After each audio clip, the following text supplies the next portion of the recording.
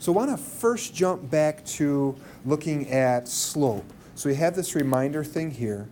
And I don't know how much I emphasized this before, but if you have a line that's in this equation, so let's say we have a 3x plus 5y equals 10. And when we graph those, I wouldn't write this next part, but when we graphed those, we went through and said, okay, you could put a 0 in for x and you could find the y-intercept. You could put a 0 in for y and find the x-intercept. Agreed? So if you found 2 points, then you could put those into your slope equation and figure out the slope of the line. So it's going to be the slope between those 2 points, yes? And you could do that instead of that. You could put like a 1 in for x and find y. It just takes more work. But okay, here's going to be an easier way. Did we ever talk about slope is m, right? Did we say slope is negative something over something? X. Negative a over b? Capital A, capital B. I never told you that? I apologize. Sorry about that. But slope is negative a over b. And perhaps our book never taught it, so maybe I didn't, and then I just felt bad making you do it the long way here. But if you have something like this, it's always going to work out, and if you want, I can show you how. But if you find those x and y intercepts, plug them into the slope equation, it's always going to end up being that the slope, like for this first one, a is what number? 3, so it's going to be a negative 3, over b, which is which number? 5. Because a is always going to be the x coefficient, the number that's in front of x. B is always going to be the y coefficient. Maybe I'm going to circle those pluses there too, because you have to look at what sign is in front of it. So slope is negative 3 over 5 for that one. Good? And so if I get rid of those, my last example, then we'll move on, is if you have the formula 2x minus 7y equals 5. So slope is going to be negative a over b. Speak to me, somebody. What's my slope going to be? Negative 2 over 7. You fell for my trap, but I kind of figured somebody would. Negative 2 over negative 7. Because it's ax plus by, you have to look at this one as though it's like a plus a negative 7. Does that make sense to people? Because that's a real common thing people mess up on. So sorry for having you be my sacrificial lamb there. So you get negative 2 over negative 7, because it's minus 7y. Thanks for being gracious. So then the slope is simplified to be 2 over 7. Long pause. I'll blame it on the noise in the hallway. But negative 2 over negative 7, the negatives cancel, right? And cool. All right, ready to move on? So if you know that shortcut, it'll save you some time. You'll get through stuff a little bit faster. So, okay, parallel lines. The the symbol for parallel lines is just 2 vertical lines side by side. Yes? Yes. Seen that before? So I want to put that there. And so for lines to be parallel, they have to be in the same plane. P-L-A-N-E. And by that we mean, if you look at the floor being like a plane is a flat surface, right?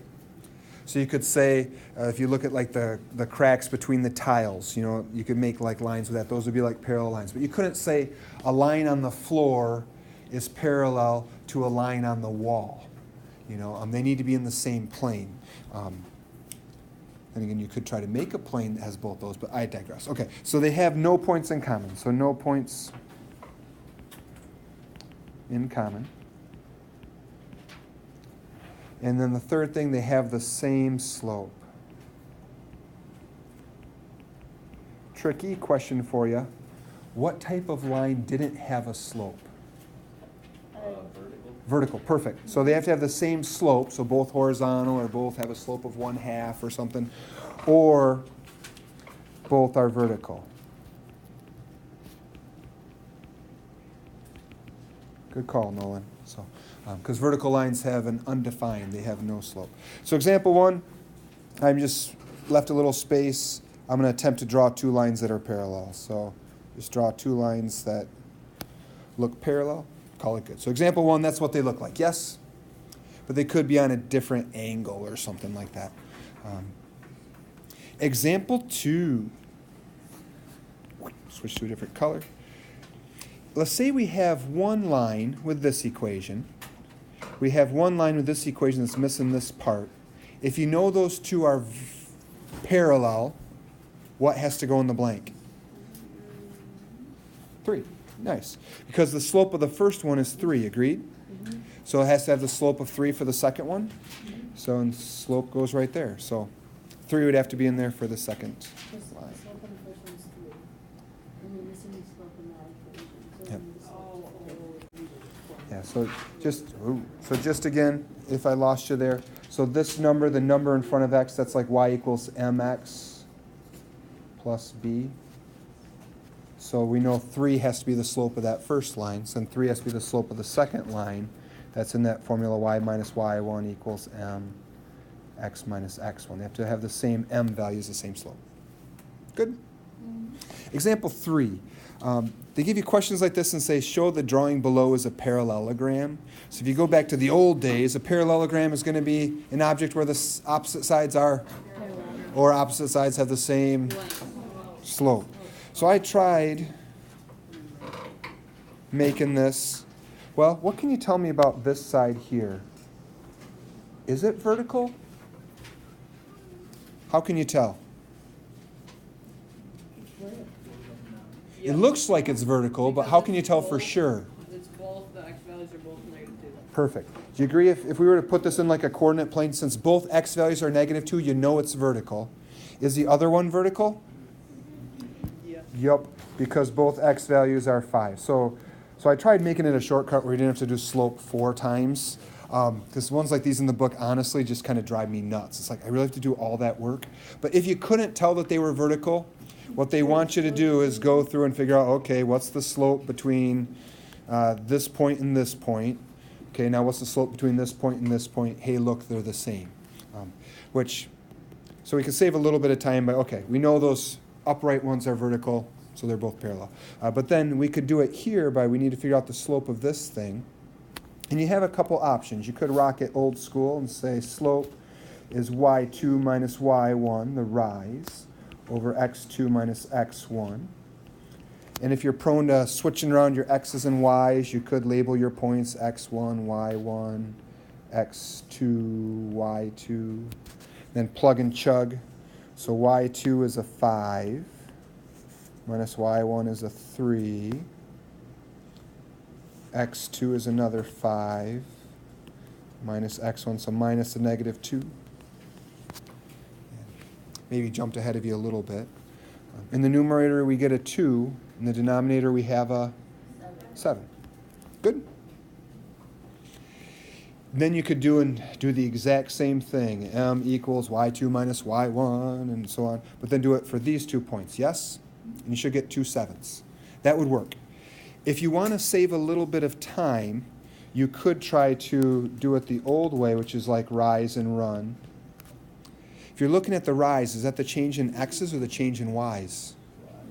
Y's. How much does this thing go up? 2.